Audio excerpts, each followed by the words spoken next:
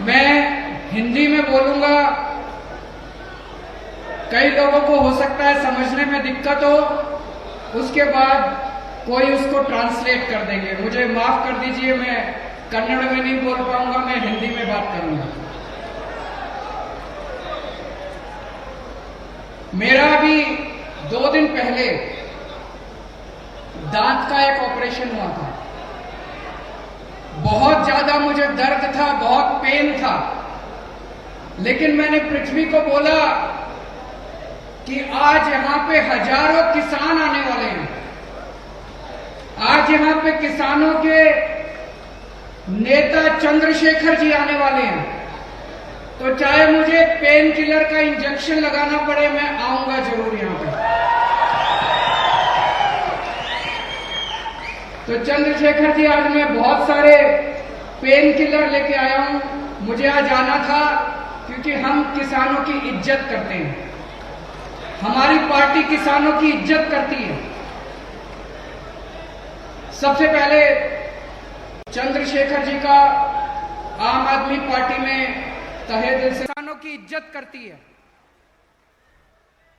सबसे पहले चंद्रशेखर जी का आम आदमी पार्टी में तहे दिल से स्वागत है। आज यहां पे हजारों किसान पूरे कर्नाटक के कोने कोने से आए हुए हैं। आप सब लोगों का आम आदमी पार्टी में तहे दिल से स्वागत है। मैं आप लोगों को बधाई भी देना चाहता हूं। किस चीज की बधाई, 2 मिनट में बताता हूं। कहते हैं इंसान को अहंकार नहीं करना चाहिए। रावण ने अहंकार किया था।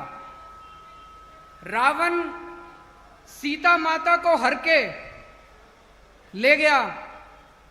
उसको सबने समझाया कि रामचंद्र जी भगवान हैं, भगवान का अवतार हैं, इनसे दुश्मनी मत लो।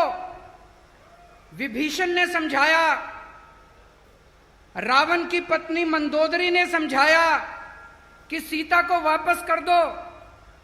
लेकिन रावण में बड़ा अहंकार था।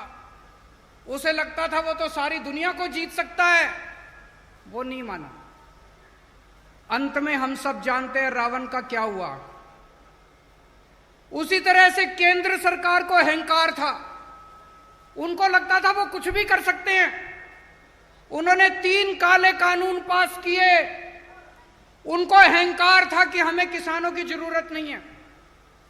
केंद्र सरकार को बहुत समझाया, किसानों से पंगे मत लो। किसान अगर सड़क पे उतर गए तो तुम्हारी सरकार हिल जाएगी। केंद्र सरकार नहीं मानी। अंत में 13 महीनों के संघर्ष के बाद केंद्र सरकार को 3 कानून वापस लेने पड़े। मैं आप सब लोगों को सलाम करता हूं, आपके संघर्ष को सलाम करता हूं। आपने वो कर दिखाया जो कोई नहीं कर पाया। उनके अहंकार को आपने रौंद दिया। आज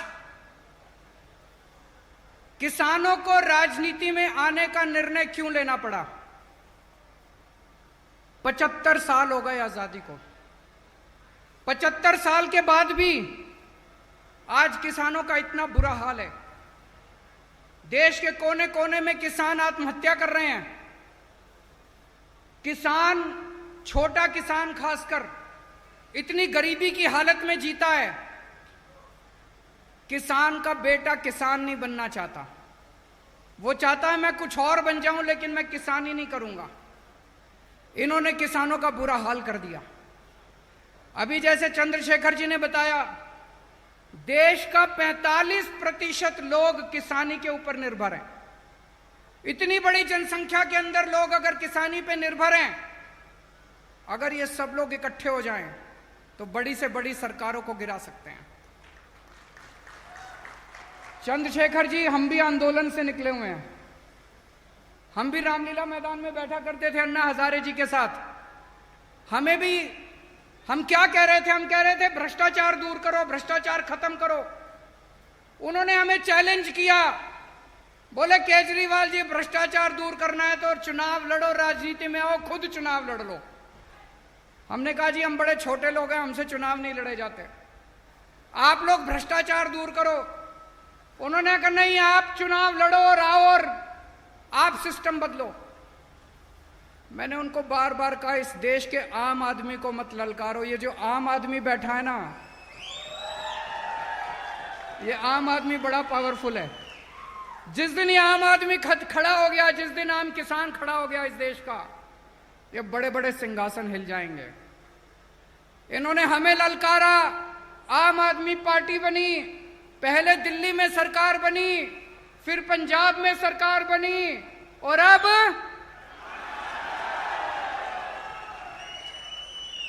अब कर्नाटक में सरकार बनानी है। बनानी है कि नहीं बनानी है? दोनों हाथ खड़े करके बताओ कर्नाटक।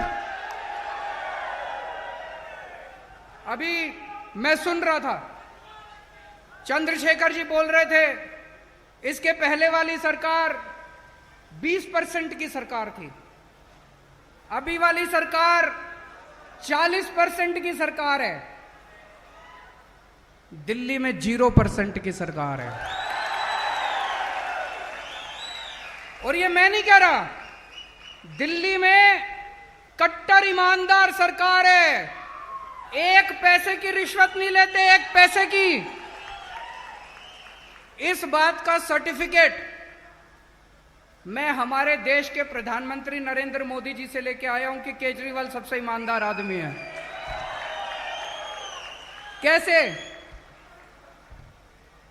प्रधानमंत्री जी ने मेरे ऊपर सीबीआई की रेड कराई, सीबीआई वाले मेरे दफ्तर में आए, मेरे घर पे सीबीआई की रेड हुई, दिल्ली पुलिस की रेड हुई, इनकम टैक्स की रेड हुई, सबकी रेड हुई, मेरे बेडरूम को भी छान लिया उन्होंने, कुछ नहीं मिला।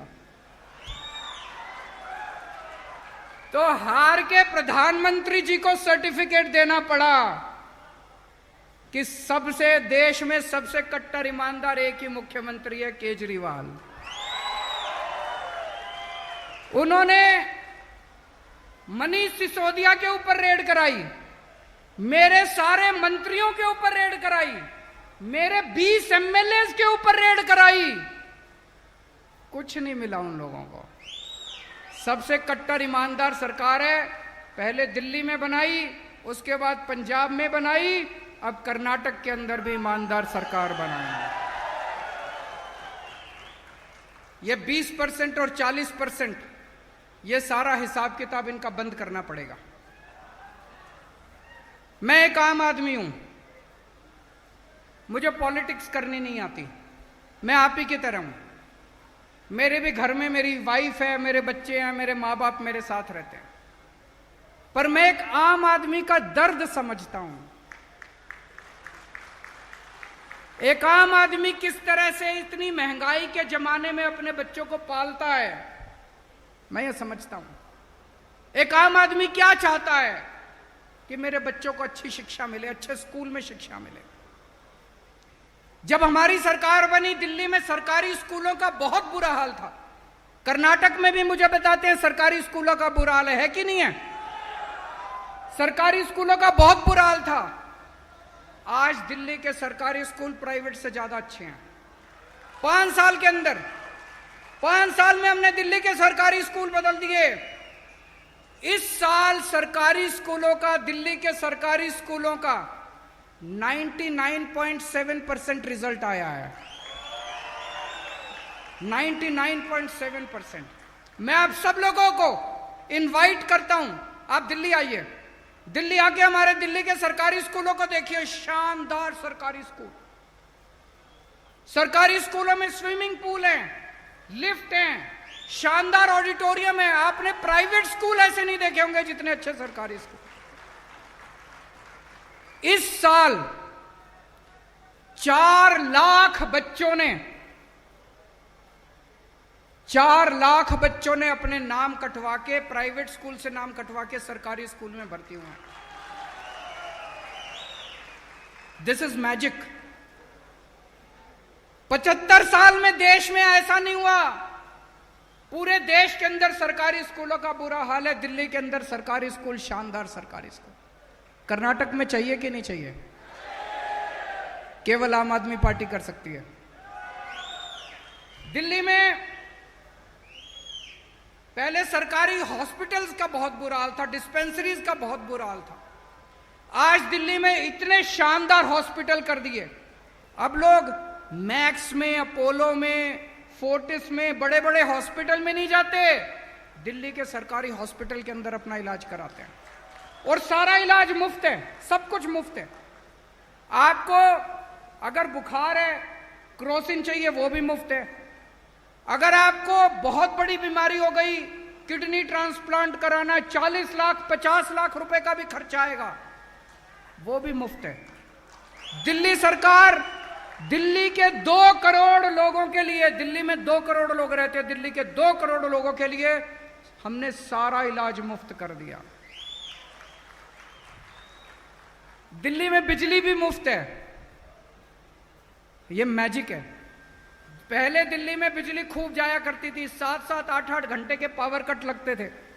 अब दिल्ली में 24 घंटे बिजली आती है और मुफ्त बिजली मिलती है लोगों को, जीरो बिजली के बिल आते हैं, जीरो बिजली के बिल। आप लोग आश्चर्य करेंगे कैसे? एक ही चीज है, हम ईमानदार हैं, हम पैसे नहीं खाते, हर चीज में पैसे बचाते हैं, ईमानदार सरकार है। इतना पैसा बचाया हम लोगों ने, इतना पैसा बचाया, इतनी महंगाई के जमाने में हमने 5 चीजें मुफ्त कर दी दिल्ली के लोगों के लिए। शिक्षा मुफ्त है, शानदार सरकारी स्कूल, आप अपने बच्चों को सरकारी स्कूल में भेजो, सब कुछ मुफ्त। आपकी सारी हेल्थ मुफ्त है, आपके घर में कोई भी बीमार होगा, किसी भी तरह की बीमारी होगी, सारी दवाइयां, सारे टेस्ट सब मुफ्त है। आपका बिजली मुफ्त है, आपकी पानी मुफ्त है, पूरी दिल्ली के लोगों का पानी मुफ्त है, और महिलाओं के लिए बसों में ट्रांसपोर्ट मुफ्त है। केवल एक चीज की वजह से हम ईमानदार सरकार है, कट्टर ईमानदार सरकार है। लखीमपुर में इनके एक लड़के ने किसानों को सबके सामने जीप से कुचल दिया, देखा आप लोगों ने वीडियो, किस तरह से इनके एक लड़के ने किसानों को, सबके सामने किसानों को कुचल दिया। ऐसे आदमी के साथ क्या करना चाहिए? उसको सख्त से सख्त सजा मिलनी चाहिए। और इन्होंने क्या किया? ऊपर से नीचे तक सारी पार्टी, ऊपर से नीचे तक सारी सरकारें मिलके उसको बचाने में लग गई और उसको रिवॉर्ड दिया। उसके पिताजी को इन्होंने मंत्री बना दिया। ऐसे देश कैसे आगे बढ़ सकता है जहां पे मर्डर करने वाले लोगों को इनाम दिया जाएगा? ऐसे देश तरक्की नहीं कर सकता। अभी इनके लोगों ने अपने अखबारों में पढ़ा होगा, दिल्ली में, मैं दिल्ली का मुख्यमंत्री हूं, मेरे घर के ऊपर कुछ गुंडों ने हमला किया, मेरे घर में घुस गए वो लोग। मेरे को अपनी जान की परवाह नहीं है, मेरी जान देश के लिए हाजिर है। अगर देश के लिए 100 बार मुझे अपनी जान देनी पड़ेगी, मैं अपनी जान देने के लिए तैयार हूं। और मैं सौभाग्यशाली समझूंगा अगर मुझे अपने देश के लिए जान देनी पड़े। लेकिन उस दिन जब ये सारे गुंडे मेरे घर के अंदर घुसे, मैं भी घर में नहीं था, मेरी वाइफ भी घर में नहीं थी, मेरे बच्चे भी घर में नहीं थे, मेरे बूढ़े माँ बाप घर में थे। इन्होंने क्या किया? उन्होंने उन गुंडों को सजा नहीं दी, अगले दिन इन्होंने उन गुंडों को अपनी पार्टी में शामिल कर लिया। ऐसे देश कैसे आगे बढ़े? पूरे देश में कहीं गुंडे, लुच्चे, लफंगे, जाहिल, गंवार लोग जो होते हैं वो एक ही पार्टी में जाते हैं। कौन सी पार्टी में जाते हैं? कौन सी पार्टी में जाते हैं? पूरे देश में कहीं कोई बलात्कार करता है, ये लोग बलात्कार करने वाला का स्वागत करते हैं, उसकी शोभा यात्रा निकालते हैं। एक छोटी सी बच्ची का बलात्कार हुआ एक राज्य के अंदर, इन्होंने बलात्कारियों को रथ पे बिठा के उसकी शोभा यात्रा निकाली। कहीं पे बलात्कार होता है, ये सारे पहुंच जाते हैं इनकी पार्टी वाले, उनकी। ऐसे देश कैसे तरक्की करेगा? ऐसे देश आगे नहीं बढ़ सकता। हमें गुंडागर्दी करनी नहीं आती। आम आदमी पार्टी शरीफों की पार्टी है, आम आदमी पार्टी देशभक्तों की पार्टी है, आम आदमी पार्टी ईमानदार लोगों की पार्टी है। हमें गुंडाई करनी नहीं आती, हमें स्कूल बनाने आते हैं। हमें लफंगाई करनी नहीं आती, हमें दंगे करने नहीं आते। आज पूरे देश में दंगे हो रहे हैं। कौन करा रहा है ये दंगे? कौन सी पार्टी दंगे करा रही है? सारे जानते हैं कौन सी पार्टी दंगे करा रही है। हमें दंगे करने नहीं आते। ऐसे इस देश के लोग नहीं चाहते कि दंगे हो। इस देश के लोग शांति चाहते हैं। इस देश के लोग शांति से जीना चाहते हैं। अगर आपको दंगाई चाहिए तो उनको वोट दे देना। आपको स्कूल चाहिए, मेरे को वोट दे देना। अगर आपको गुंडागर्दी चाहिए, उनको वोट दे देना। अगर आपको अस्पताल चाहिए, केजरीवाल को वोट दे देना। मेरे को दंगाई करनी नहीं आती, मेरे को गुंडाई करनी नहीं आती। स्कूल बनाने आते हैं, अस्पताल बनाने आते हैं, सड़कें बनानी आती हैं, बिजली देनी आती है, पानी देनी आती है, कट्टर ईमानदार सरकार देनी आती है हम लोगों को। दोस्तों, आज मैं बेहद खुश हूं। आज इस मंच के जरिए, जैसा चंद्रशेखर जी कह रहे थे, ये एक तरह से इतिहास रचा जा रहा है। मैं पूरे देश के किसानों का आह्वान करता हूं, आइए पूरे देश के किसान आम आदमी पार्टी ज्वाइन करें। आइए मिलके, जब तक इस देश का किसान खुशहाल नहीं होगा, तब तक हम लोग चैन से नहीं बैठेंगे। भारत माता की इनकलाब, इनकलाब।